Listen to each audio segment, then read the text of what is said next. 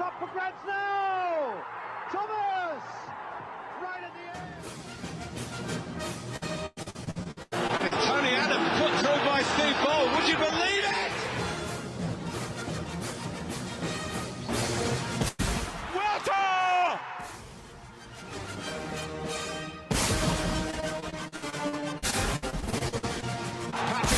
Is in for Arsenal and sweeps it home. It's Bergkamp. That's magnificent. He stripped it away from Carr. Henry!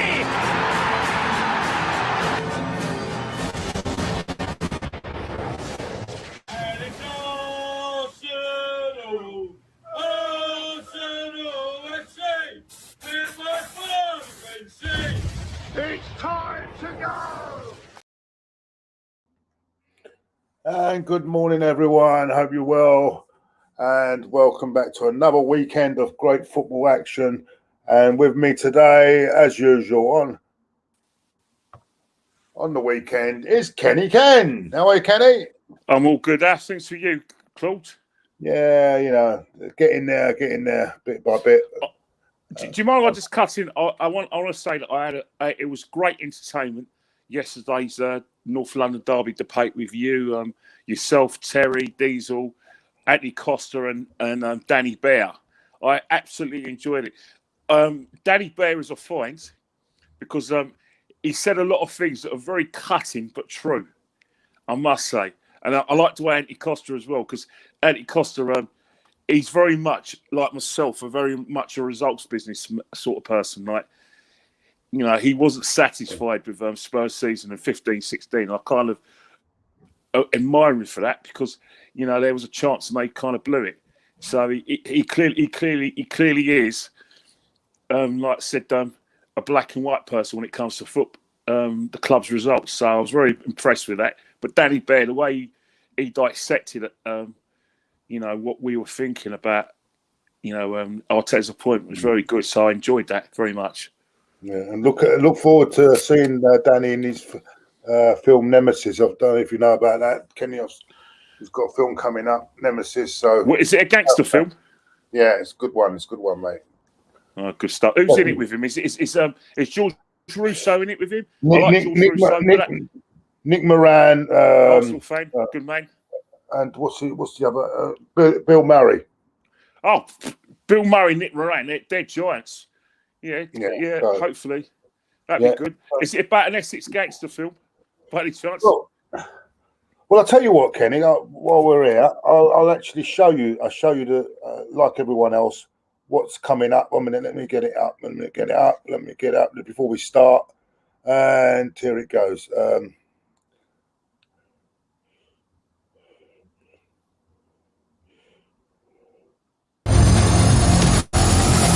The East End, mate.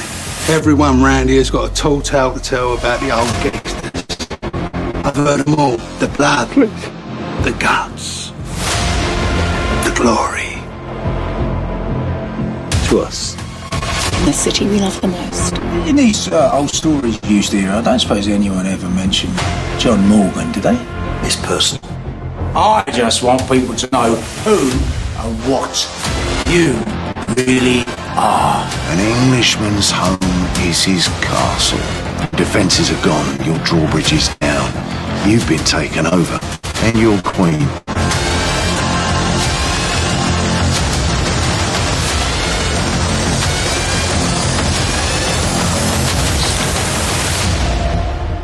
Hell must be empty, because all the devils are here. Sometimes in life, if you want to catch the bad guy, you have to become the bad guy. How about that for happy families?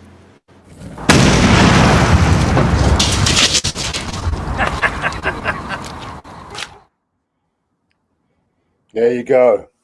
That's coming up and coming. I'll be looking out for that.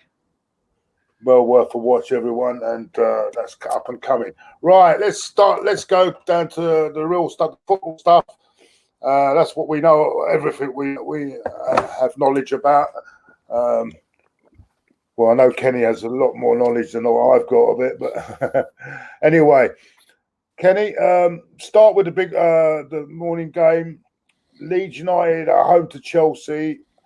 I can only see a Chelsea win here, but I think Leeds are too open for me, and Tuchel is too clever, and will exploit this. And I'm going to go 3-1 to Chelsea. I'm in agreement with you as well. I think that in terms of like Chelsea, the way they're set up now is that there doesn't seem to be any pathway into their back foot, into their back four. Like they're very compact, especially in that penalty area where you can't go through them, and if you go down the side of them, they kind of double up. So they reduce you to a situation where you're reduced to half chances. But if there's any team that can, have a go at opening up, it'd be someone like Leeds, because Leeds are the sort of team that will be on that front foot, will try and create that overloads and try and create that kind of pressure. And, they will get support up for Bamford as well. So you're right. I don't think Thomas Tuchel is going to want an open game. So it's very likely that if Chelsea do stay compact, there could be a situation where they could nick it. And the reason why I say nick it as well is because I don't know what the situation is with their striker situation, because, Giroud is in and out. I still, curious about the Tammy Abraham situation, where he's not fully fit, because I know he's had the odd knock here and there, or whether he's not Tuchel's, first choice at the moment. But to me, Chelsea get an early goal. They're going to be difficult to beat. I'm going to go Chelsea 2-0. Yeah, apparently Taddy's in the chat, and he says he jokingly said that he's got a part in the film. I don't believe that. He's probably going to be like maybe someone who's going to be a gym instructor in the film. Nah. Gym instructor or football coach. I think that's what Taddy's role is going to be. Yeah, nonsense he comes out with this morning. And by the way, everyone, don't forget 8:30 Monday nights. This Monday's on my channel, the Claude and Taddy show. Well worth a watch, where we go over everything football, all football issues, and should be some things over the weekend that we'll be talking about. Certainly be talking about the North London derby, which we'll come to later on. Next game, Kenny. So what was your score again? Sorry, mate. I'm going to go Chelsea. I'm going to go Chelsea 2-0. I'm going to think that they're going to be too difficult to penetrate, and if Conte plays, then Chelsea are going to win this game. It's going to be a hard game, but I think Chelsea are going to be too solid for them with Conte in the side. So you're going 2-0, yeah? 2-0 Chelsea, yeah. Yeah. Okay. Next one. I don't think. I'm not sure many people will want to watch this one. Crystal Palace versus West Brom. Well, I think you've got to look at it this way, right? It's a big game for kind of both sides. Obviously, the reason why I say it's a big game for Palace as well is because Palace don't want to get sucked into it, And in terms of like I said, sentimental reasons, this could be Roy Hodgson's last season at Crystal Palace, so he's going to want to go out with a bang of good results. In terms of West Brom as well, West Brom are finally playing like a Sam Allardyce side, making themselves very compact, very difficult to beat. And they're very solid, and they have got an outlet now with Diagon. So in that respect, they are playing better football. In saying that, Louis Zaha is back in the side. That gives Palace some space and an ability to open up West Brom. Benteke's in a bit of form as well. So in terms of that, if we just look at Crystal Palace played against Spurs last week, they didn't actually play very badly. They actually responded well when Spurs went 1-0 up when Bale scored. But after Spurs got the second goal, I think Crystal Palace, got overwhelmed where Spurs, turned the screw. But there were instances in that game last week they played well. But for me, I'm going to go I'm going to go 2-2. I do think there's going to be goals, and I just think that Benteke, is playing well, and I think that the outlet of Wilfried Zaha will cost West Brom problems. But in the other hand, West Brom are playing very well as well, and they are difficult to beat. And I do fancy a score draw, which is going to be no good to West Brom's chances of staying in the Premiership. And he's got to be probably no good. You're going 2-2, yeah, Kenny? I'm definitely. I'm seeing goals in the Palace side, and I think West Brom. There's goals there as well. Finally come to the party. Not that many, but there are big goals there too. So I see one comment up here saying they don't think there's going to be a shot on target in the game. That could be the case. I think that was it? Yeah, I think that was James Dunlop. He said there was doesn't think there's going to be a shot on target. Stephen Kramer says, do you think this? I don't think they're boring. Do you think Chelsea are a boring team to watch now? I don't think they're boring. To be honest, he's got a very good point. I think Chelsea are at their best, and I say this with the greatest respect. They're at their best when they're difficult to beat and they're difficult to penetrate. And if you look at how Chelsea played, they play under Mourinho. They're very difficult to penetrate. Under there are times under Ancelotti where they're very difficult to penetrate. Under Conte as well, I thought they were very difficult to penetrate as well. When Chelsea defend well as a team and have that kind of outlet who have a bit of journalists say COYG, who can win it at the other end, that's when Chelsea at their best, and that's when they look a title team. So that they are not playing exciting football. They're playing percentages football, and they're playing to get quick results to get them in that sort of form. So that's an excellent point. Yeah. Well, I don't know. I can't see it. I mean, I don't know. I mean, people got different perceptions of what is good and what is boring and what is good to watch. I don't know. Yeah. People thinking we're going to get thrashed tomorrow. I don't know. We'll get back to that later on. But that's the Spurs fans, I suppose. I can't see it. No, it's Arsenal fans, mate. I don't know. So, that's something to discuss. Yeah, we'll talk about it soon. What's the last game of the day? No, the third game of the day is. Hold on. I think I've got it here now. Where do I put it? Where have I got it? Third game of the day.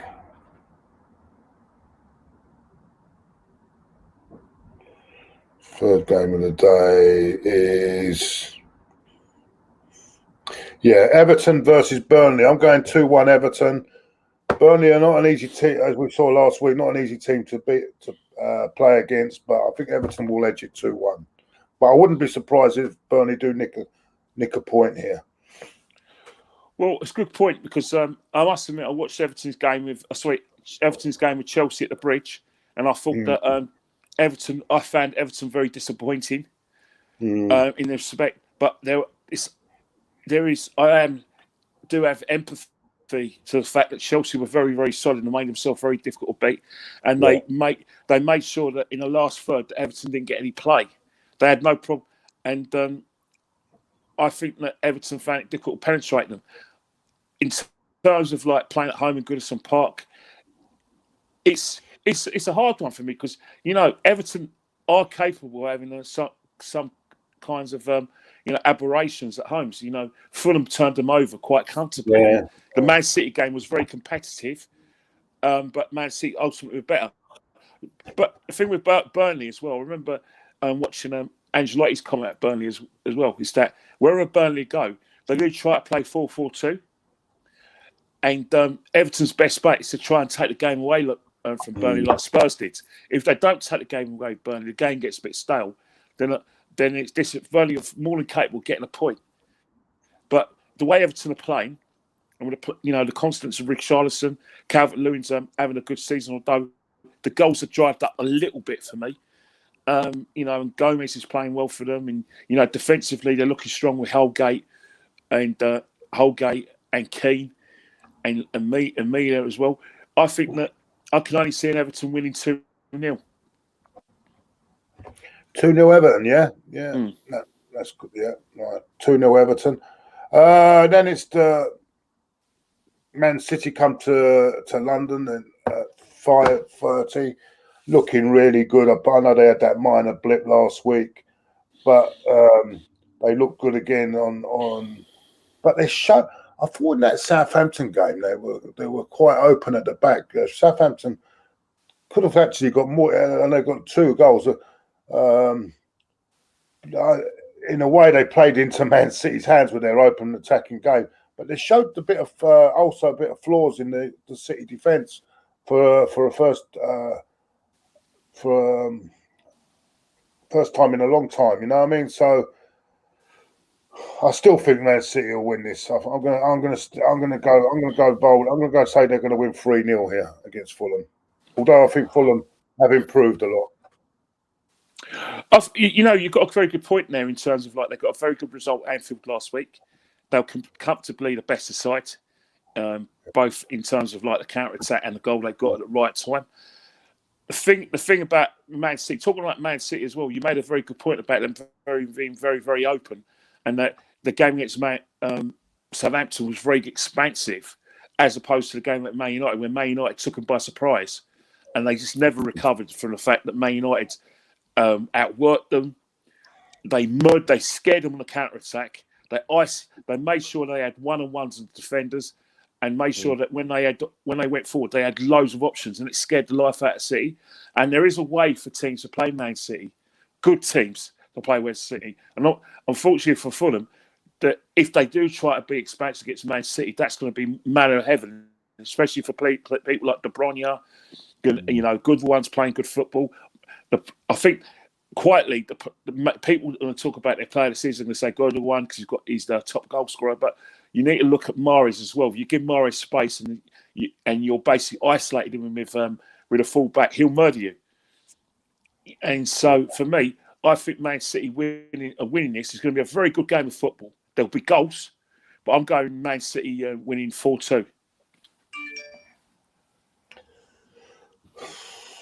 Man City 4-2, yeah. 4-2, yeah. Do you know what I would have said Fulham, but I don't know.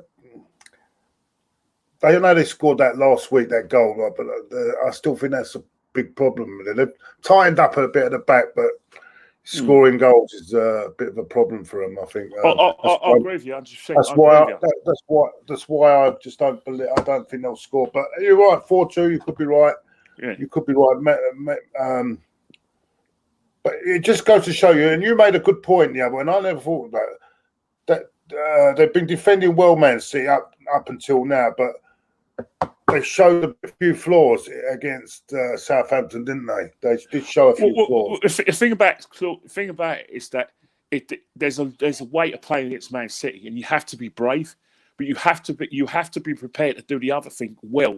You work hard, and basically, if Man City do not struggle against teams who've got pace in amongst their front three, and they've got runners in midfield who cut off their supply, and they struggle when teams just defend for their lives, which Man City did.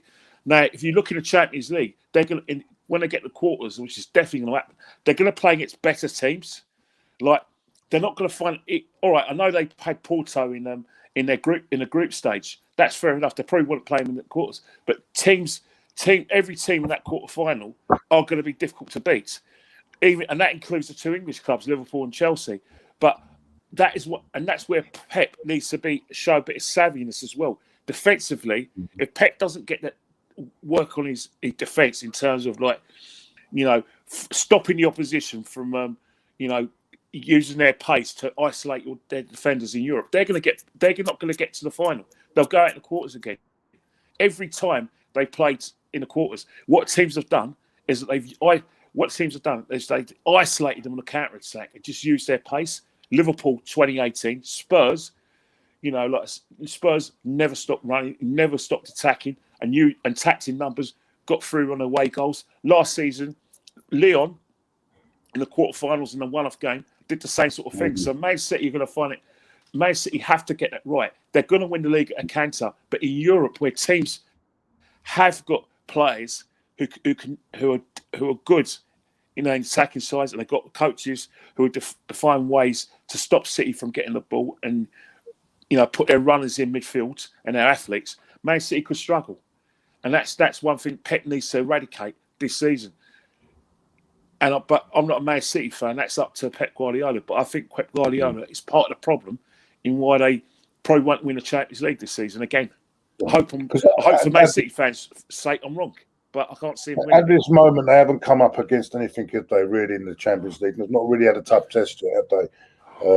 That will come. But the thing is that, if, say, they get Liverpool or Chelsea, they're amongst them English clubs, they're going to be overrun with favourites because of what happens in the Premiership. But as I said last week on the Claude Banstas show, over 2 legs is a different kettle of fish, as we found that when we played Chelsea 17 years ago. Yeah, different tactics come into mind, don't they? But Liverpool, I don't know. Even Liverpool. If Liverpool play their proper midfielders, play Fabinho, and they play an athlete alongside Fabinho, and they run their arts out, I can't see a situation where Man City are going to find it difficult to cope. But it's down to Klopp. Klopp has to be able to trust his centre halves. If he doesn't trust his centre halves, and plays Curtis Jones and Thiago and Ronaldo in midfield, sorry, that's a recipe for disaster. They're going to get bodied in Europe by better teams, and so Klopp needs to stop being stubborn. True. Right, moving on to Sunday, the South Coast derby on Sunday. Southampton against Brighton. I can't split this one. I think it'd be 1-1. I'm going for a draw here. To be honest, I think I'm going to go 1-1.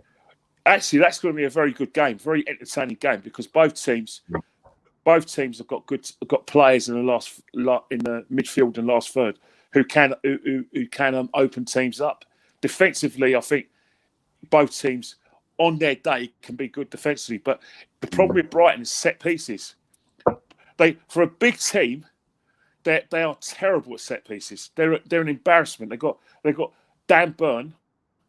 Dan Burn, all 6'7" of him. They got Webster, and they got Dunk. All these 6-footers, but for some reason they just don't know how to defend for set pieces. And when you've got someone like Ward-Prowse with that sort of delivery, I can only see Southampton win on that basis. And another thing as well, Brighton as well, for all their good approach play, they missed too many chances. They don't know. So I'm going 3-1 Brighton. Sorry, 3-1 at Southampton. On that basis. Yeah. 3-1 to Southampton. And it was good to see them have a go. I mean, even if they would have sat back, they would have still lost the game against Man City. That's what I like to see. I think it was good. I know they lost 5-2 in the end, but at least they gave it a go. I mean, even they would have lost either way, Southampton against Man City. So it's good that they had a go. Look, Southampton have got nothing to lose, right? They're comfortably in a table. Plus, they've got the quarterfinals of the FA Cup to look forward to. That's a pathway. If they win, that's semi-final at Wembley. Plus, like I said, you never know what happens in the Cup. There's, people think the Man City and Man United are favourites. I respect that situation, but you have to be, at Cup games. Anything, can happen, and Southampton will fancy their chances the way they play. That at least get the semis and probably get to the final. Why not? Right. Let's go on to the next game. I want to ask you about this game because it's Leicester versus Sheffield United. But I want to ask you what you thought about the sacking. I don't know if it was a sacking or whether they agreed to mutually go of Chris Wilder, because I think with the players he has at his disposal, I feel a bit sad for him, really. But in the end, he set the standard last year, didn't he? When you set a standard like he did last year and fall well below it, I think that's the end. That's the end for you, isn't it? I think the thing with the Chris Wilder situation is that he's got a lot of credit in the bank because he took them from like the third tier up into the Premiership, and they had a very good season last year. Finished ninth and got to the quarterfinals of the FA Cup. So even though Sheffield United was struggling, there's going to be extenuating circumstances. Like, for instance, they've lost a cog of the players that they had. Defenders have been in long-term injuries. Players have been out of form. So that's kind of overlapping centre halves. he hasn't been able to play that well because he hasn't had the same kind of personnel in that shit. But the problem with Chris Wilder, he's an old school manager, and old school managers tend to be very hands-on in all aspects of the club.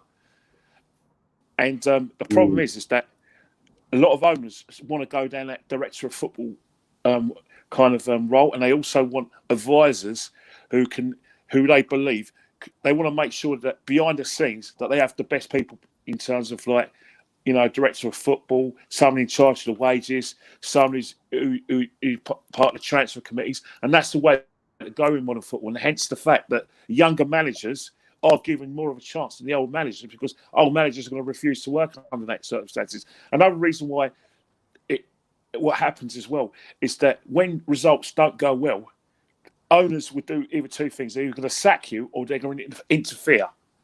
So, by the way, Kenny, before I interrupt you, has he been sacked yet or not? He's been sacked. He's been sacked. I know, because someone's put on here, Wilder won't be sacked. No, he's been sacked. He's been sacked. He's been sacked. He's sacked because they've fallen out. He won't work under that respect. So basically what's happening now is the owner's probably interfered into the state, look, we're struggling, you need help. I need a director of football, and we're trying to help you out here because we need the methods you're working is out of date. So that's going to be a clash. That happens every time in football. Look what happened with Harry Redknapp in his first spell at Portsmouth when Milian Mandaric wanted to get a director of football in, i.e. Avram Grant, brought him into the club. Harry Redknapp weren't happy, left, because Harry Redknapp's a very much old school manager. But he's now, after he left Portsmouth and he went to Spurs, he was able to move with its times and work within those parameters. But someone like Chris Wilder has clearly refused to do that. Hence the fact he's going to lose his job. But that's going to be the way now for every football club in the Premiership, that old school managers who think they're going to get overall control of their football club, it's not happening. Forget it. It's not happening. If you don't want to work under these parameters, then what will happen is that you're going to get younger managers. Hence the fact that at our club we've got someone like Mikel Arteta, because he's a younger manager who's going to be willing to work within the parameters of having a transfer committee, a director of football, and so basically he's going to have more than one person to report to. You know what I mean? And that's the way football's going. And I think Chris Wilder refusal to accept that is cost him his job, because results-wise, obviously they were terrible, but I think there would have been some sort of empathy if he accepted that kind of framework that Sheffield want to go by. Away to Leicester today, Kenny. How do you see that going, mate? The thing, as I said before, there's two Leicester Cities, isn't it? The Leicester City away from home are fantastic. You know, they are in essence very difficult to beat, very good in the counter attack, and very clinical, because teams are on the front foot against them. But what is Leicester like when they have to be on the front foot when they're at home? They kind of struggled in that respect. And what they need is a fast start. And if you give Leicester a fast start, they're going to be then they'll take the game away from you and they'll murder you. The thing is with Leicester is that they're missing Maddison. Jamie Vardy is still playing well, but he's not amongst the goals. He got 1 in 11, 1 in 13 games. So they're very much relying on Halacho to get the goals, but he's not going to be getting, two goals a game or the odd hat trick. He'll score the odd goal. So I think that they are missing things, but they do have players like Tielemans. They're still strong, around the flanks. Sheffield United as well just don't score enough goals. They play really well, but if you want to stay in this Premiership, you've got to score goals. I don't see where the goals have come from. They got poor old Brewster. He just can't get into the game. Maybe a change of manager might help Brewster, but I can only see this being 2-0 Leicester. That's the only thing I can see. I can't see Sheffield winning this. I'm going 3-0. You're going 2-0, yeah? 2-0, yeah. All right. Now, I think there are two fabulous games tomorrow after that. First of all, the one we're going to talk about. We'll leave that last. It's the big one. The big one is tomorrow. It's, of course, the North London derby, Kenny. Let's leave that to last. Let's leave that. I'm gonna leave that. All right, if we'll do that, we'll do it that way. Yeah, because then, but let's leave it to last. Okay. All right, then we'll let's go to the. I think it's another very good game tomorrow. Man United playing at home to West Ham. I was hoping you'd say that. And I think that's going to be a good game. I got a feeling that West Ham are going to nick a draw here. They're playing really well at the moment. Surprising a lot of people. I think a lot of people are waiting for their collapse, which I'm not sure if it's going to happen. Maybe happen against us next week. I don't know. But I'm going to go for a draw here. I'm going to go 1-1, Kenny. That's a good call. One of the concerns that Man United fans are going to have is the fact that if you look at the game against Milan, very lucky. Very lucky, but they were at speed on the attack. You know, Martial. You know, they didn't have Rashford. You know, Kvaly didn't play as well, so they relied too heavily on Mason Greenwood. And in terms of, so basically, we had a situation is that you can't stretch teams. So Man United play their best football when they're able to stretch teams, both at Old Trafford and away from home. Hence the fact, and they're still missing Paul Pogba. They are definitely missing him because what's happening, having Paul Pogba in the side, himself and Fernandes can interchange. If Paul Pogba's running the midfield, then Fernandes can get closer to the forwards.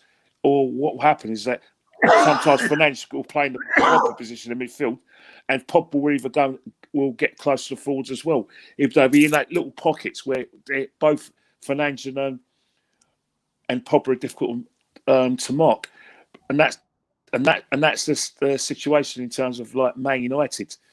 Without Rashford and without pace in the attack, I think they're going to find it very frustrating to break West Ham down. And West Ham are playing very well. David Moyes has got them very organised. They're very, very dangerous down at fullback. You know, Bowen's playing well as well. They've got Antonio back.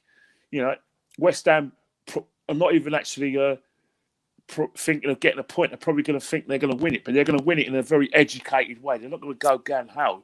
They're going to be in a situation where they make themselves difficult to beat, frustrate Man United, and see if they can nick something, and then get the goal and then make themselves difficult to beat. If Rashford, Martial, and Dan James ain't playing up front, then I can't see Man United then winning the game. So, if they're fit and they pass the fitness test, I'm going to go for 2-1 Man United. But without Martial playing and Rashford, I can only see West Ham either winning 1-0 or it being a 0-0. But so I'm going to sit in the fence and go 0-0. You're going to go 0-0? Yes. Well, I don't think this is a 0. Yeah, maybe, but I can't see this being a 0-0 game. Maybe. Then there's the Monday night game. Yeah, it's the Monday night game. Wolves against. Hold on a minute, one. Yeah, that's right. Yeah. Yeah, the Monday night game. Wolves again. I think is it Liverpool? Wolves at home. I think. Yeah, Wolves at home to Liverpool. Yeah. Myself, I think Liverpool are much better on the road at the moment than they are at home. I think they're more relaxed. They seem to be more confident. I'm going to actually go. I'm going to be surprised. I'm going to go 3-1 to Liverpool on this. Full agreement with you. I think definitely. I think if Klopp plays the defence, and plays the proper defence, he has his fullbacks fit, Alexander-Arnold and Robertson, and he has Phillips alongside the new signing from Schalke, and he plays Fabinho in midfield. Alongside Thiago and Wijnaldum, then what will happen is that their fullbacks can finally get bomb on, make space for Mane, Salah, and Firmino. Remember they got like I said, Jota fit as well. So they're getting a bit stronger as well, especially away from home. So I'm in full agreement with you. I've got nothing against Curtis Jones, nothing against him, but I do think that in terms of Curtis Jones playing in that midfield against teams who can be compact and try and hit you on the counter attack. I think that he doesn't press the ball enough, and what happens is that when their midfield not pressing the ball, then all you've got to do is play the ball over the top, and then what happens is that you play the ball over the top, and you can get Liverpool. And with Wolves, you know, having players like Neto with his pace, they also got Traore with his pace as well. Then they're gonna be a nuisance for Liverpool. So that's why it's imperative that Fabinho plays in that midfield instead of Curtis Jones. I'm agreeing with you. I think it'll be 3-1 Liverpool as well. I just think that away from home on the counter attack, that's where Liverpool are at their best at the moment. Well, we're in agreement, Kenny. I can't believe this. We're in agreement on something. All right. Hold on. Right. Let's go to the big. Let's now go to the big one tomorrow afternoon. I don't know if you said you watched the show last night. We had a combined 11. And I had to concede. In the end, but we could only get 4 Arsenal players in that combined 11. There's no way Aubameyang's getting ahead of Kane in that season. No. Actually, I don't think no. I think we got 4. I think Kane did get. I can't remember now, but we only had 4 players. We had Kieran Tierney was one, and I had to argue a lot over that with their guy from Spain, and I didn't get anyone. I didn't get Thomas Partey. I had to concede because he hasn't been playing, so I couldn't put him in. So yeah, there was arguments on it. We got Saka and who else was it? There was 4 players I think we got in. I heard Smith Rowe's name get mentioned. Oh yeah, we got the centre half. I got Gabriel Tierney. You got Tierney. And I couldn't have Smith Rowe. I got Gabriel Tierney. Saka. Who was the other one I got in there? It was 4. It was 4 we got in because I couldn't have that. No, it weren't Smith Rowe. There's another one we got in. Oh dear. Who is it? Odegaard. You get Odegaard in.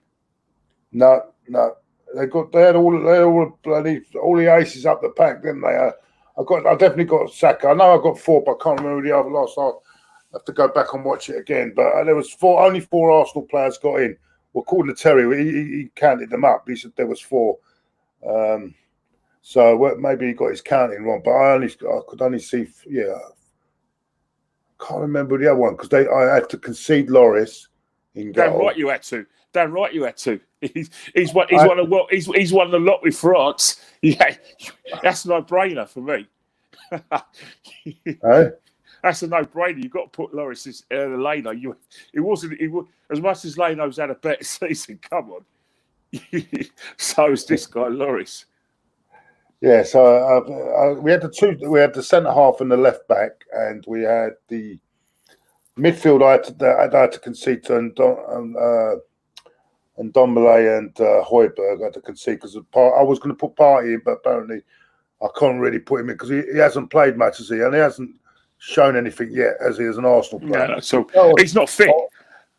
Yeah, you can't really go on Atletico Madrid. That wouldn't be. We're going on form of the season, so I couldn't put him in. So there was only 4 that could get in. So would you say that's about right, Kenny? Yeah, definitely about right because you got to look at it. Not in terms of like footballing ability, and you have to be honest with yourself. A lot of Arsenal fans look at Spurs and they think, well, they can't be ahead of us because they haven't won any trophies. And maybe 15 or 16 years ago, that's probably be correct in terms of like trophies are glory, and Spurs haven't had that glory. But you have to be completely biased not to recognise the fact that Spurs have had better results than us since probably 2015, 2016. And they had their better outfit, behind the scenes in terms of their infrastructure is better than ours. Advertising in terms of promotion, they're doing better than us as well.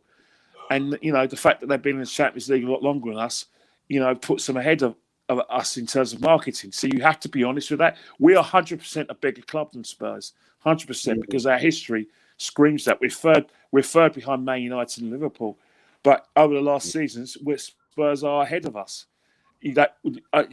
All it is that they just haven't the trophies to prove it. But they played in bigger games in Europe than what we have, and they played in games where they've decided the top four and probably decided the title than we ever have. So we have to be honest with ourselves and just admit it. You know, we can always have the banter and say, "Oh yeah, trophies and blah blah," but you have to be be a cyclops not to accept the fact that they're in a better space than us.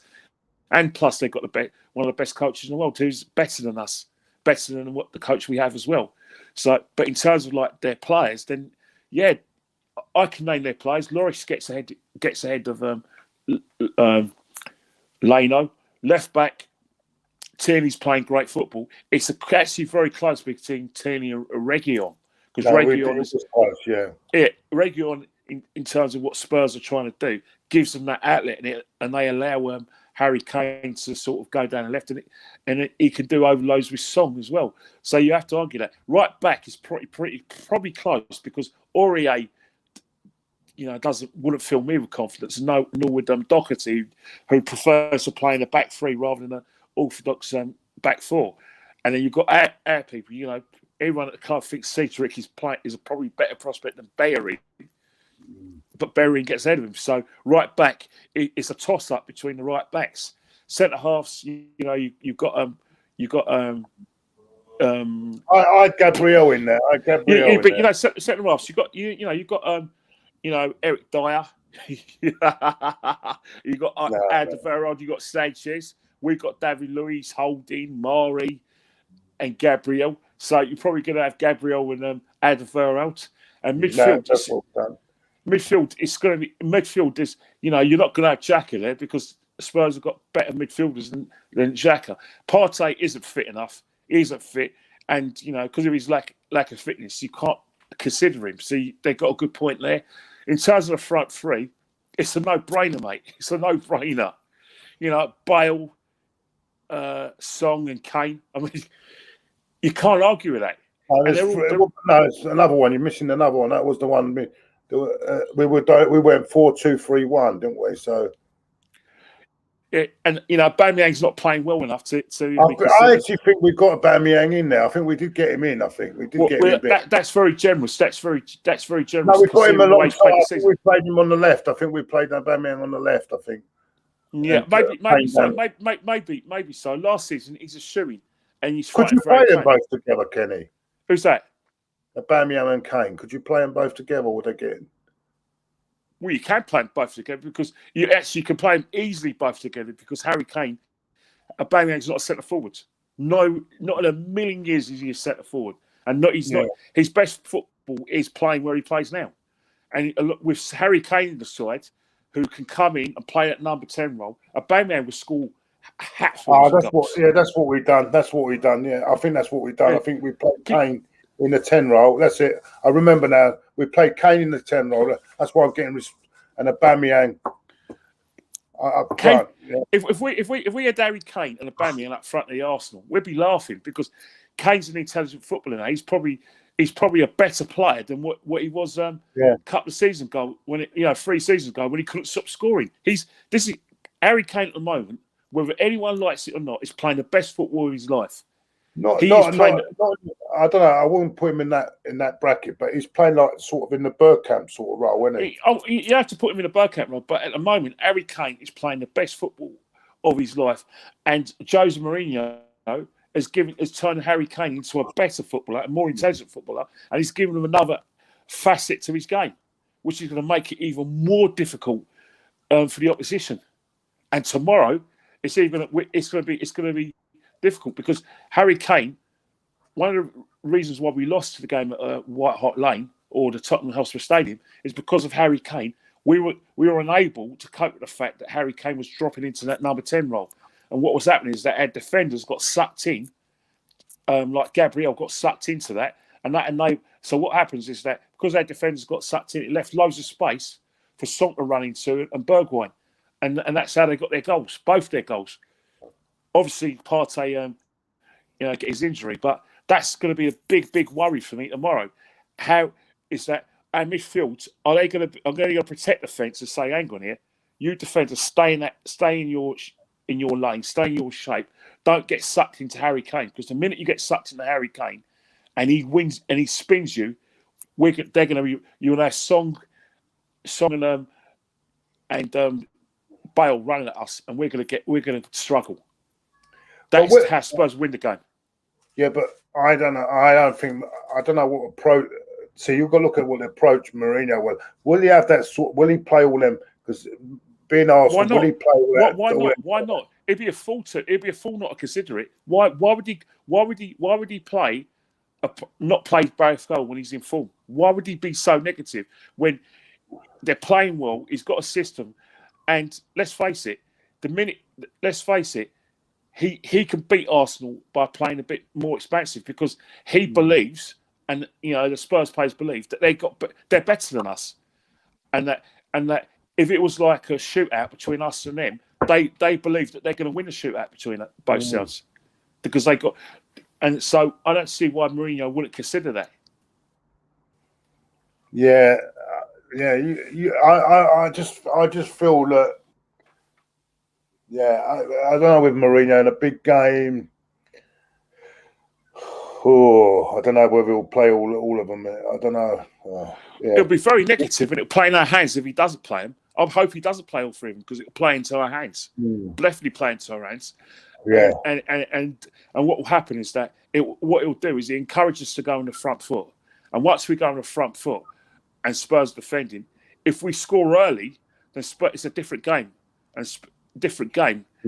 Because we're more than capable of scoring early and getting a second one as well. Which, if we score 2 early goals against them tomorrow, their game plan is out the window. So I think that if Spurs don't go on the front foot tomorrow, then I think we're going to be. I think it's going to play in our hands. We could be quids in if we play well. And do you think we'll make changes tomorrow? Do you think we'll make changes? A couple of changes there tomorrow. Or do you think we'll go? In terms of, no, I don't see that happening, because from the other night. I mean, I don't see any. I don't think so, because in all intents and purposes, the tie's won.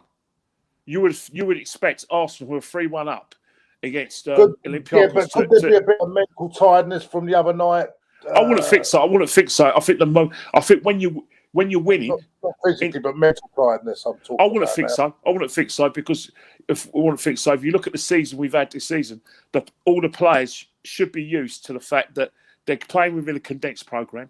They're physically and mentally, they're going to be used to the fact that they're going to get little rest between games. There's, every team has got that. And I'm not just talking about the teams in Europe. I'm talking about the teams who aren't in Europe, where because of COVID, games being postponed due to COVID, they've had to, play the postponed fixtures and probably play 3 games a week. A lot of teams who are not in Europe are playing 3 games a week. So they should be used to that. And we're going to be no different. Arteta has to pick his best players tomorrow. I'm not saying because it's Spurs. I'm saying because the situation is that people like Terry think there's an outside chance of getting to Europe. Then if there's an outside chance, we've got to win games like this, like Spurs tomorrow.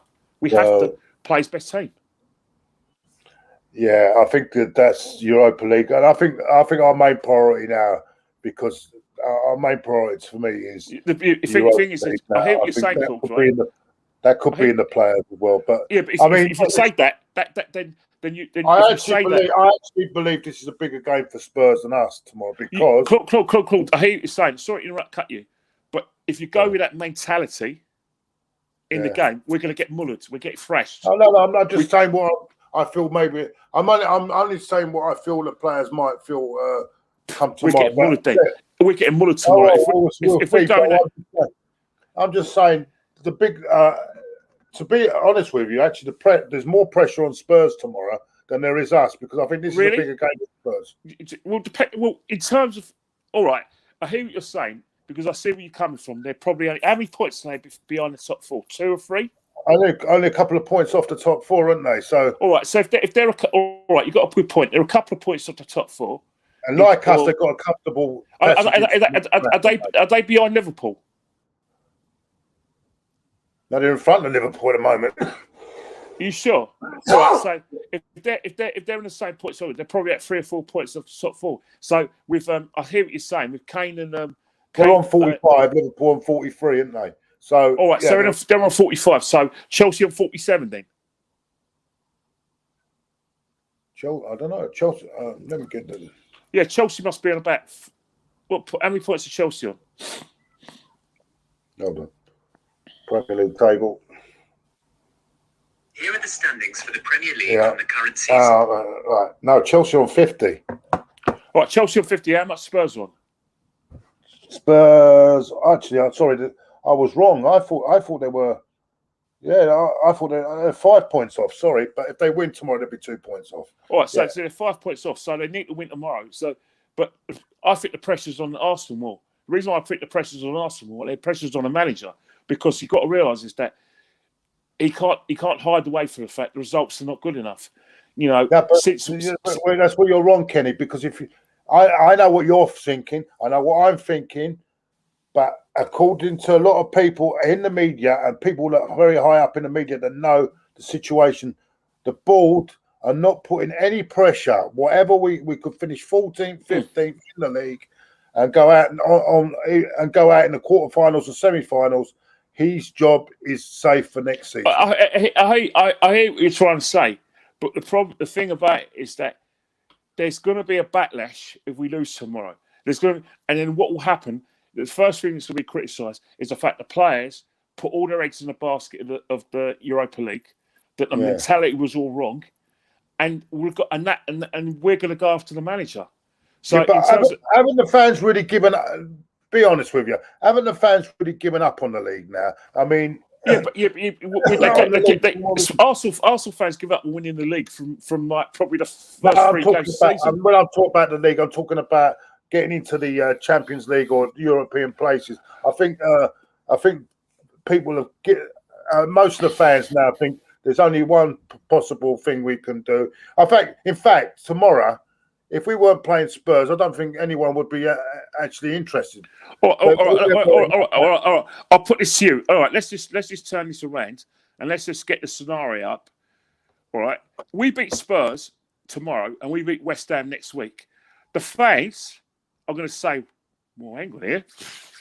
There's an outside chance of getting in that top 4 now. We've beaten two of our rivals who are above us. You know, they may drop points, so." You've got to think about this whole situation. There's still 33 points to play for. Now, I'm not being an optimist, but what I'm trying to say is that you have to give the fans hope. You still, whenever you play any football game, no matter whether you're under pressure or not. I get that. I get that. I do get that. But you know, I'm just being realistic, Penny. I'm just being realistic. I know you're being realistic, right? But I'm telling you one thing, right? Any football club, right, and any football team, if they don't feel any pressure during a football match and do not put themselves under pressure during the match, then they can't win. Because I'll tell you one thing, right, you're going in there on easy street, you might as well just not turn up for the match. If we have it in our mentality that the pressure's all on Spurs, that we've got the Europa League, and what we're basically saying, well, it won't really matter if Spurs do the double over us. So what's going to happen is that we're going to be a bit too relaxed. We can't be too relaxed when we play Tottenham. We've got to be on it. We've got to put ourselves under pressure. They bodied us at White Hart Lane. They bodied us last season in the last few minutes. This is a massive, massive game. We've got to keep believing. We've got to show passion. We're going to war. You can't go into war and think, well, you know what? You know, like I said, it's not the Battle of Hastings. It's not the Battle of Hastings. It's the Battle of Stamford Bridge.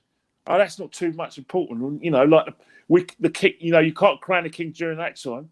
We'll wait for the Battle of Hastings. You can't wait for the Battle of Hastings. We're going to war, Claude.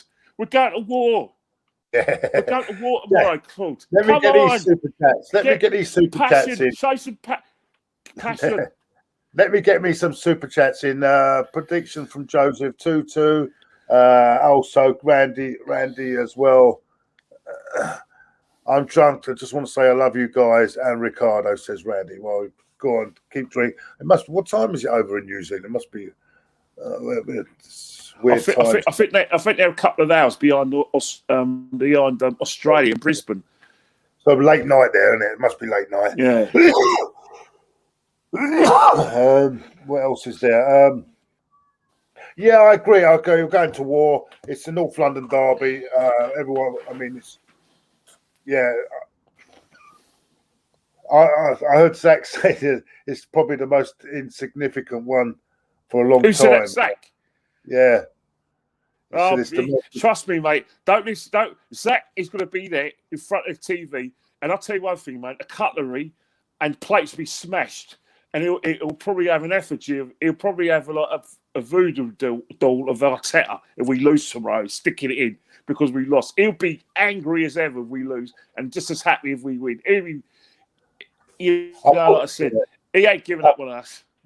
I put Dan. By the way, I put Dan on. I put him on a timeout because he's spamming the chat. I'm not having anyone else spamming the chat. I'll be putting them on timeouts because I'm not having that. About six messages come all at once there. Come on, that's not on. Right. So, where's your prediction on this one, Kenny? Oh, right. Saying all of that, right? You know what, Claude, right? I'm just going to go for a 1-1 draw. After all that? After all that passion, right, and everything. The reason I'm going 1-1 is because the pattern of how we play Spurs is like the classic result at the Emirates always seems to be a draw, whilst we always lose at White Hart Lane at Tottenham Hotspur Stadium, and I think that the passion will be there for us. We're going to refuse to lose this game. Who won the manager is going to be under considerable pressure if we do lose, in terms of within himself and from the fans, not so much from the board, and they'll be very angry. So I think that we're going to be difficult to beat. We're going to frustrate Spurs, but we won't beat them. So I'm going to go for a 1-1 draw. As I said, I'm going 2-1 Arsenal. I think after all that, I think we'll beat them. I just got that feeling. I've got that feeling we're going to beat them tomorrow. Don't ask me why. I'm just going to go 2-1 Arsenal. It's just that sort of game. Form, as they say, form goes out the window. Actually, bookmakers make us favourites for the game. So, well, they will make us favourites because the simple reason is the fact that the way. It's because of players like Saka, and the fact that we changed the way we've played to shoehorn Odegaard on the team, and probably because the other night. But the thing about it, right, is that I still think it's harsh on players like Pepe and Lacazette, who've served as well, Martinelli and Cedric as well. I don't think it's too harsh on Martinelli. Look, I as much as I could see the excitement towards him, potential. He hasn't done anything this season to warrant a start. You're just talking about you can't live off the goal against Chelsea at Stamford Bridge. We've got to be realistic. He isn't fit enough. He isn't part of the manager's plans, and there are players in front of him. He's one for the future. The manager doesn't need Martinelli now. He's only going to need Martinelli when he's 100% fit enough to play where the manager wants. We need to let this go now. We shouldn't speculate whether there's a problem between himself and Martinelli. He's shouting. This at the business end of the season, or championship rounds we call in boxing, he can't rely on players like Bellerin, Nketiah and Martinelli. He can't rely on them because simple reasons that he's not sure he's going to get one, performances out of them consistently, and two, he's not going to get 90 minutes out of them. He's going to go with experience. And at the moment, the players in front of them are probably justifying their selections. If people talk about Martinelli, what's that with Martinelli? Well, what about Bellerin? He's got a case. He's got a story to tell. And Nketiah's got to be very, very upset, underappreciated. His confidence must be shot to pieces, and he must be very, very angry at the manager. Was he on the bench the other night? Wherever Nketiah is, he's not getting a kick. He's not. No. But I don't think he was even on the bench the other night. That's what I'm trying to say. At the business end of the season, Arteta can talk as many a good game as he says, but Arteta is under pressure. Whether it's pressure on the ball or it's the pressure he's putting himself under because of results, and the pressure of the fact that he's got selection headaches now because players are playing well enough. The results are still crap in terms of we've only won, was it 2? We've only won about 3 games in about 8 or 9, so it's not great. But that in terms of encouraging signs for himself, the players who've come in, especially in the midfield and the attack, have done well, and so there's no room for those 3 players. So fans have to, forget Martinelli, forget him this season. Just concentrate on what you've got in front of you. All right, Martinelli. If Martinelli is as good as you guys say he is, then we'll see. We'll find out next season when it's a fresh season. He's getting more chances.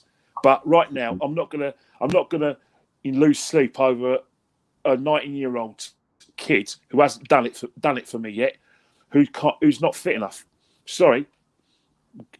Yeah, great. Kenny, did you watch the cricket yesterday? Someone said. Well, that's a silly question, isn't it? You're damn right I did. What is that? Is that an ODI or? No, it's a T20. I thought England were fantastic. I thought. Can you imagine it? The pace and the bounce of Wood and Archer. Archer able to take pace of the ball. Chris Jordan bowled really quickly as well. Very well. Spinners as well. Rashid bowled really well. Very comfortable performance.